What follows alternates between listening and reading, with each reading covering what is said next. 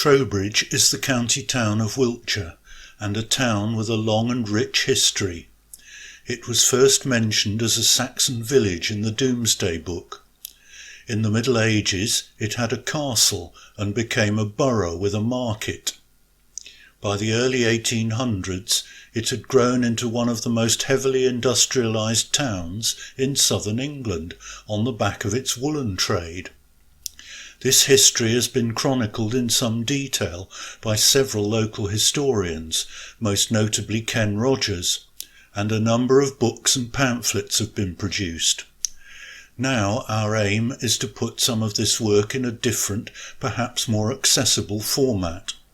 The more we know about the town's history, the more we will value it, and the more we value it, the better we will look after it. And it's all there in front of us in the streets if we look around us. This history has left us with many interesting and attractive buildings, too many to cover in one trail. This trail concentrates on the buildings of the historic centre of the town and has drawn heavily on the Civic Society's trail of 2000 and Ken Rogers and Rob Hillman's book The Marketplace in Trowbridge 1812 to 2018, with much assistance from Trowbridge Museum. At the time of the Domesday Book, the settlement would have consisted of a stone church, a mill near the site of the present stone mill, and a collection of round and long thatched houses. The name Trowbridge means tree bridge or wooden bridge, and the first bridge would have spanned the River Biss near the bridge that connects the Shires to Aother. After the Norman conquest, a castle was built by the de Bohun family in the 12th century. It was built across the main road of the village, leading to the tree bridge. The main road was diverted around the castle to a new bridge where the present town bridge is. This main road is now Fore Street and Wicker Hill. Urban development continued with the granting of a market and a fair in 1200. In the late 14th century, the cloth industry was established, and this was to provide the chief source of wealth for more than 5 centuries. This prosperity is reflected in the fine Georgian clothiers' houses, which are still such a feature of the town. The town grew with the introduction of mechanisation and steam power in the early 1800s, and it became known as the Manchester of the South. However, any prospect of Trowbridge developing into a large industrial town disappeared in the mid-19th century, when the West of England woolen industry went into its final decline. Since then, industry has diversified. Wiltshire County Council has been based in the town since 1893 and is a major employer. We start this trail at the town hall, one of the focal points of the town, with its distinctive clock tower. It was built between 1887 and 1889 to commemorate Queen Victoria's Jubilee. Funded by Sir Roger Brown, a wealthy local mill owner, it was built on the site of the Limes, once the Manor House, and designed by A.S. Goodrich in what Sir Nicholas Pevsner, author of The Buildings of England, describes as a wild Franco-Elizabethan style. It housed council offices and the magistrates' court, and was a major venue for dances, meetings, theatre and cinema. Since 2010, it has been owned by a trust and run as an arts centre with live music and cinema. Next to the town hall is the market hall, built in 1861 by William Stancombe, another local clothier who once lived at the Limes. Designed by C.E. Davis of Bath, it was constructed to bring the market stalls out of the old marketplace and under cover. Now only the facade remains, forming the entrance to the Castle Place shopping centre. This is rich in carvings, with biblical quotations interlaced with foliage around the main arches. and on the capitals are a plough, sheep, a woolsack and 2 types of spinning wheel. At the end of Market Street is the Courthouse or Court Hall, now a shoe shop with offices above, but originally built in 1854 as a magistrates' court and mechanics' institute, prior to the building of the town hall. Later it became a cloth warehouse, and after the Second World War it became a cafe. In 1959 it became an inn, confusingly called the Woolpack, as another Woolpack had existed in 4 Street, as we will learn. When it was first built, this view would not have been seen, as Market Street was only constructed at the end of the 19th century, at the time the Victoria Institute was built. Opposite the town hall is 4 Street, traditionally the marketplace and the heart of the town. On the right, numbers 39 to 40, now a betting shop, were built as a cooked meat shop in 1893, with open arches. 2 early inns that served the market stood next to it. The Market Tavern has now disappeared, to be replaced by a well-mannered brick building, while the frontage of the White Hart has been nicely restored by W. H. Smith. Opposite, a rather nondescript modern frontage conceals an interesting history. Up to the First World War, it was the site of the Woolpack Hotel. This was demolished in 1914 to make way for the Palace Cinema, which in turn was demolished in 1937 to be replaced by the larger Gaumont Cinema, renamed the Odeon in 1962. The present frontage was constructed in the 1970s.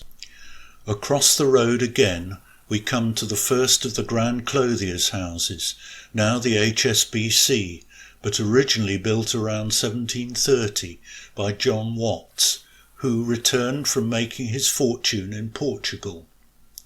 In Victorian times, it had projecting shop fronts, which look quaint in old photos, but did this fine building no favours. Happily, the frontage was carefully restored round about 1960. Next door is the former George Hotel, which at the time of its closure as a pub was the oldest surviving licensed house in Wiltshire, with a history dating back to the 14th century.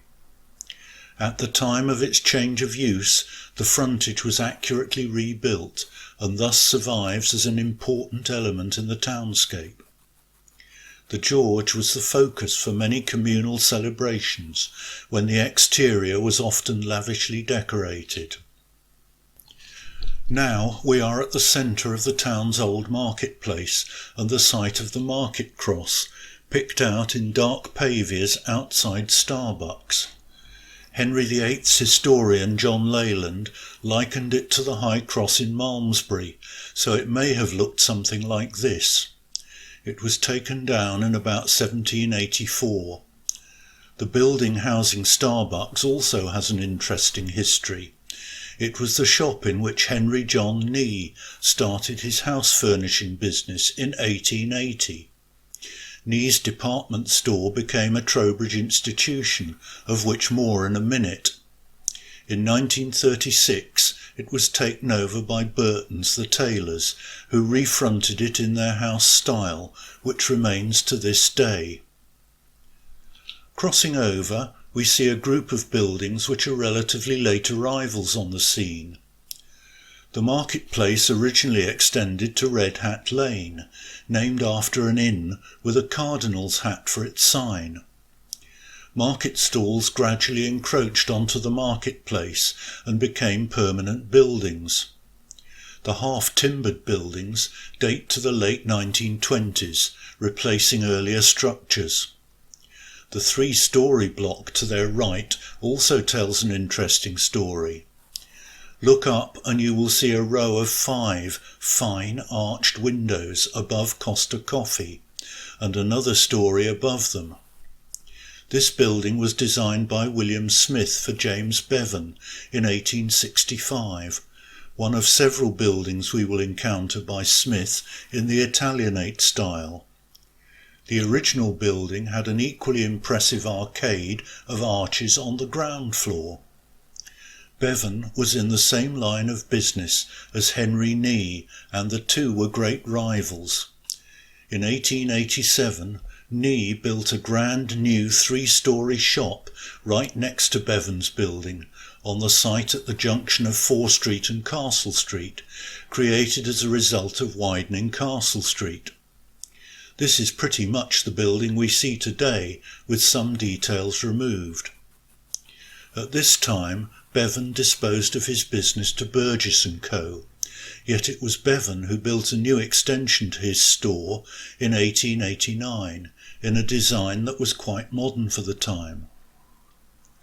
However, by 1892, Bevan was bankrupt and sold his business to Roger Brown, the builder of the town hall, and soon number 22 was occupied by Nees, with their main entrance on the corner of Fore Street and Castle Street. Nee had seen off his rival. In 1935 they also acquired Bevan's original building. It left a big gap in the town centre's shopping provision when Nees moved their store to the Spitfire Retail Park on Bradley Road in 2014. We have now arrived at the entrance to the Shires shopping centre, opened in 1990. But close your eyes and imagine this is the main gate of Trowbridge Castle, which historians believe was located here, with the marketplace outside it.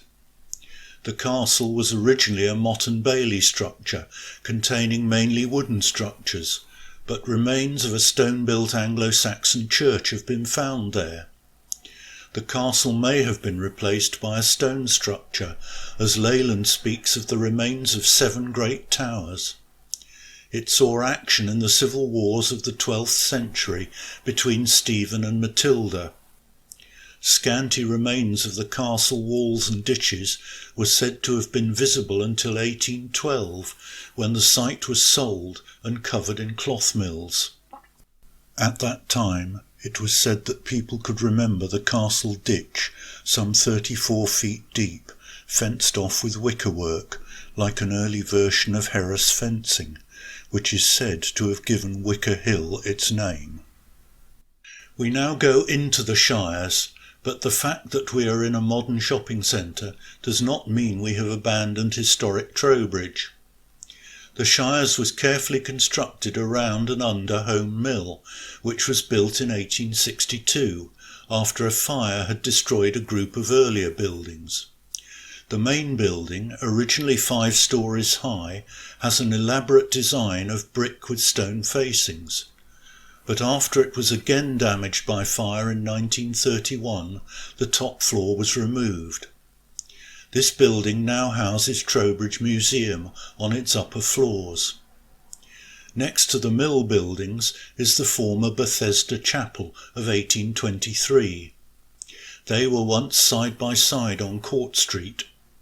The chapel was taken over by Samuel Salter & Co., the owners of Home Mill, as offices, and now bears their name. The building has been successfully retained as a cafe, which forms a focal point to the shopping centre. As we head towards the western entrance of the Shires, we arrive at a large atrium with stairs and escalators down to the lower floors of the car park. A large window gives views through to Stone Mill, built in the 1790s on the site of the original village mill. It was built as a water mill, but converted to steam in 1819. As we emerge from the shopping centre, we are at roughly the point where the original tree bridge crossed the river. Go back inside and down to the lower floor to emerge by the walkway along the river.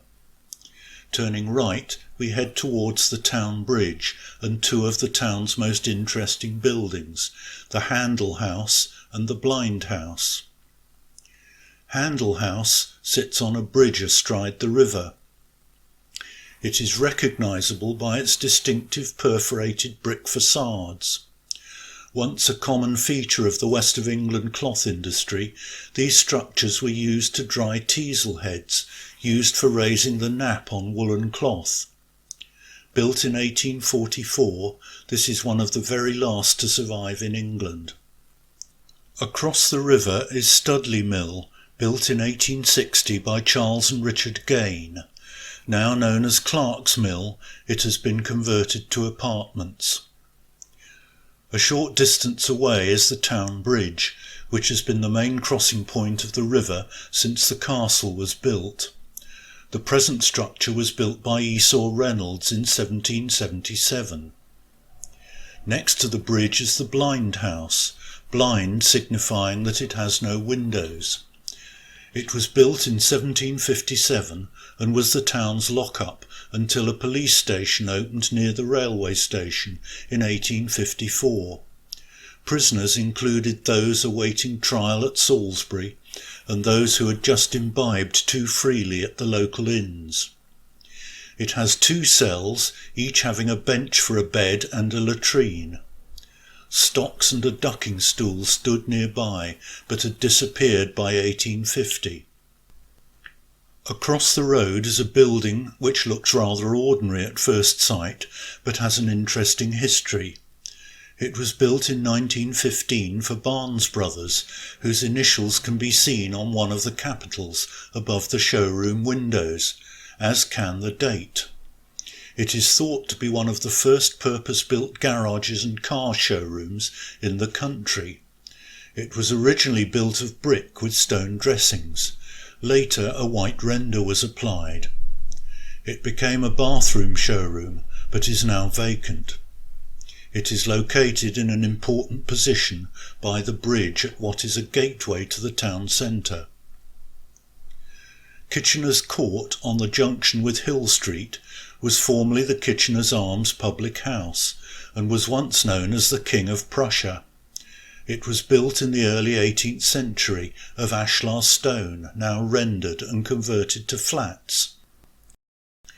As we climb Wicker Hill back to the town centre, there are many interesting buildings, and we need to be selective. On the right are numbers 2 to 3 Fore Street, now occupied by Goff's Solicitors and Barclays Bank. These houses were refronted symmetrically as one house in the 17th century, and traces survive of earlier structures, including timber framing and an array of windbraces in the roof. Looking up to the dormer windows in the roof, we can still see the rare survival of lead fringes. 2 doors up is another 3-storey Italianate building, the offices of Samuel Salter of Home Mills. It dates from 1864 and was probably by William Smith. Opposite we come to the Parade, the finest group of former clothiers' houses in Wiltshire. In Nicholas Pevsner's words, really a stretch of palaces. First is number 73 Fore Street, a front of 1730 of painted stucco, with a stone-tiled roof, half hidden behind number 8 Wicker Hill, which has a stone frontage of about 1820 on an earlier building. Next is Arlington House, the early 18th century home of the Singer family of clothiers. Then number 71, with a late 18th century ashlar front and hipped slate roof. The finest is Parade House, built in 1730 for a member of the Holton family. The interior has contemporary panelled rooms, an oak staircase and fine plastered ceilings. In the late 19th and early 20th century, this was the headquarters of Wiltshire County Council. Later it was acquired by Usher's Brewery as their head offices and splendidly restored. In front of all these houses is a 250-year-old pitched pavement, pitched meaning that flat stones are set on edge.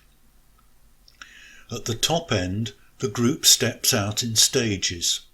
First, tucked into the corner between numbers 68 and 70, is a flamboyant structure from 1915, described in the listing as Brewer's Baroque.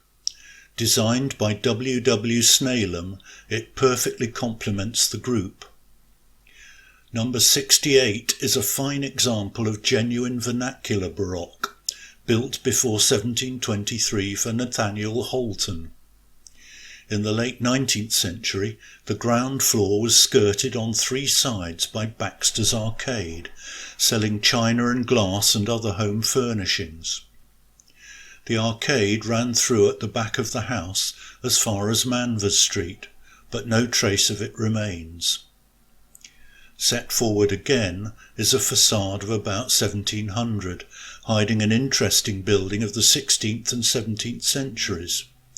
The interior is fascinating, one front room having wall panelling of 1700, and a rear room fine 16th century panelling and a coffered ceiling.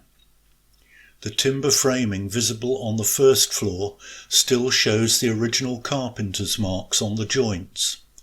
This was the home of Edward Langford, whose daughter married into the county gentry, and his great-granddaughter became Duchess of York, mother to both Queen Mary II and Queen Anne.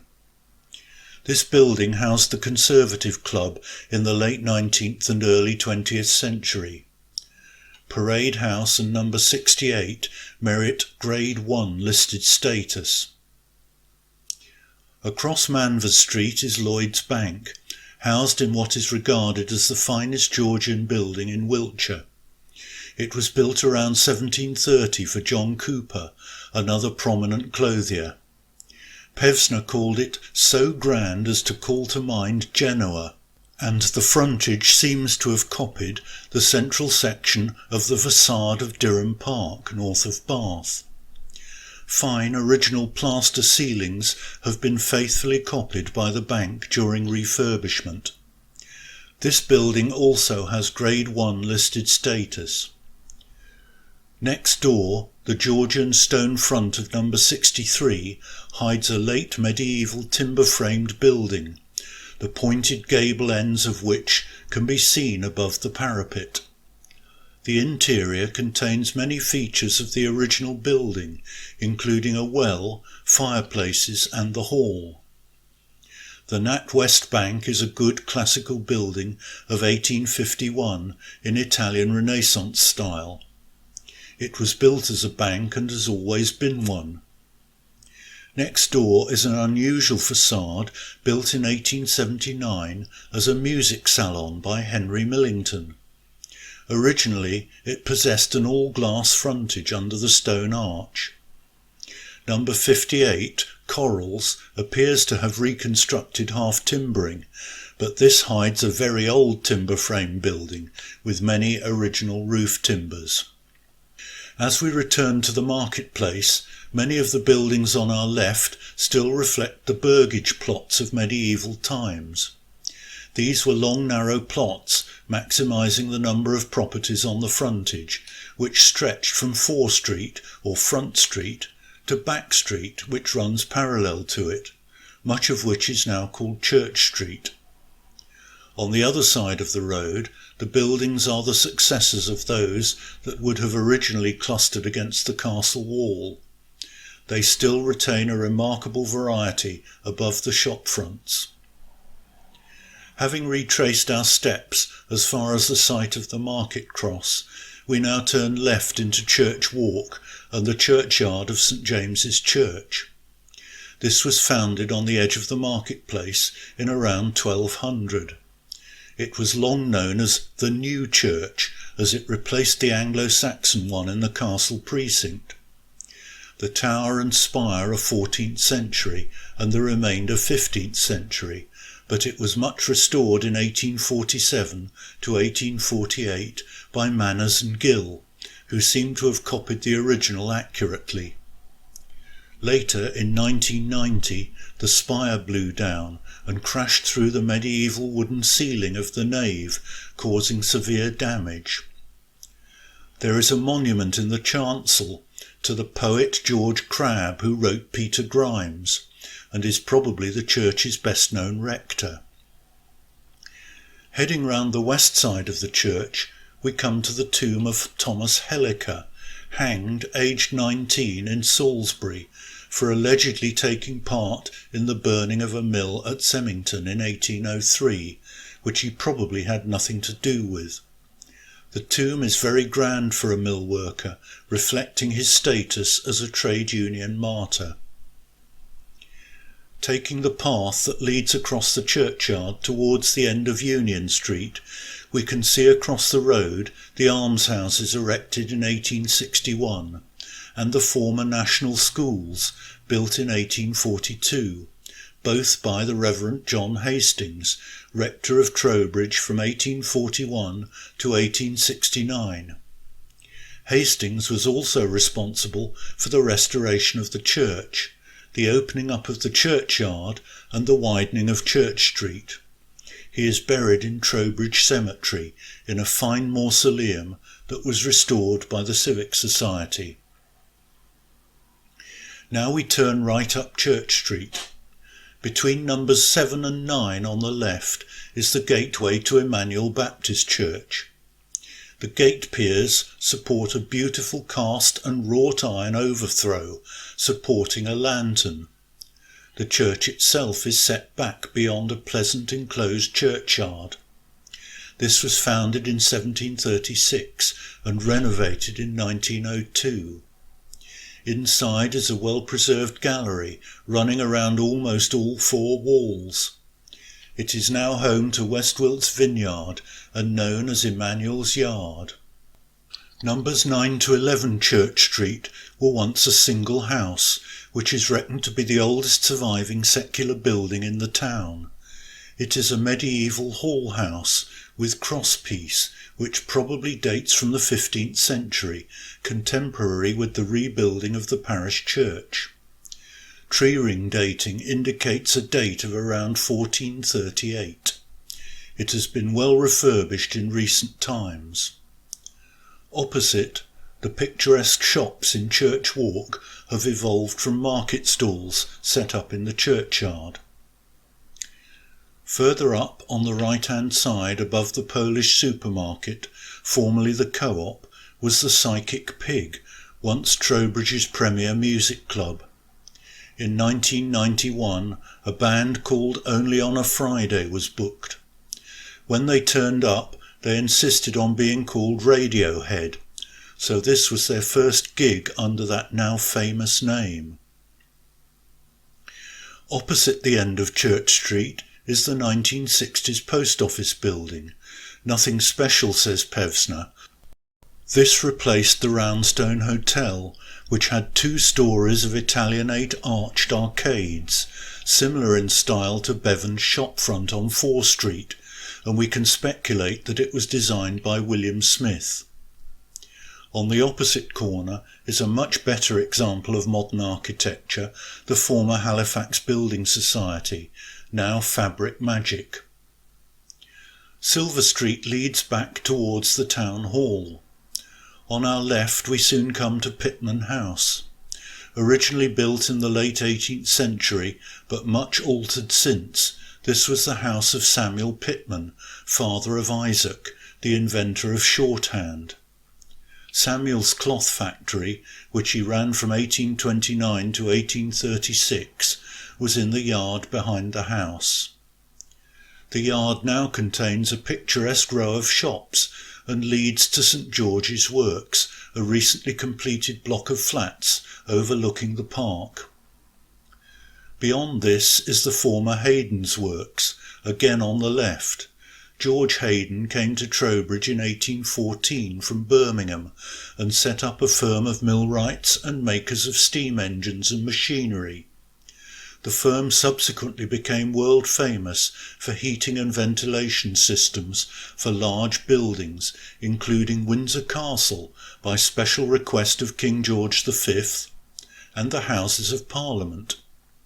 Much of this work was done here at St George's Works until 1947. 3 and 4 Silver Street was the frontage of P.L. Hill's ironmongery establishment, which he proudly proclaimed was 70 feet long. Number 4 is another round-arched Italianate building, once also housing the Masonic Hall. Behind number 3 Silver Street was Hill's Public Hall. This was built by P.L. Hill in 1867 behind his ironmonger's shop and became the town's main meeting hall.